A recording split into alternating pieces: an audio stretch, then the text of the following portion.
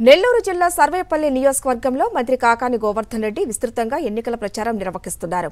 వెంకటాచలం మండలం ఈదకాలి తాటిపర్తిపాలెం గ్రామాల్లో పర్యటించిన ఆయనకు ప్రజల నుంచి మంచి స్పందన లభించింది. భారతదేశానికి స్వాతంత్ర్యం వచ్చిన తర్వాత ఏర్పడిన ఏ ప్రభుత్వమైనా పేదవాడి గురించి ఆలోచించింది అని ప్రశ్నించారు. ఒక్క వైఎస్ జగన్తోనే పేదల జీవితాల్లో మార్పు వచ్చిందన్నారు. చంద్రబాబు అమలు కాని మేనిఫెస్టో తెల్ల కాగితానికే పరిమితమైందని ఎద్దేవా చేశారు కాకాని. మీరు ఎవరైనా ఆలోచన చేయండి. ఎన్ని ప్రభుత్వాలు భారతదేశానికి స్వాతంత్రం వచ్చిన తర్వాత రాలేదు.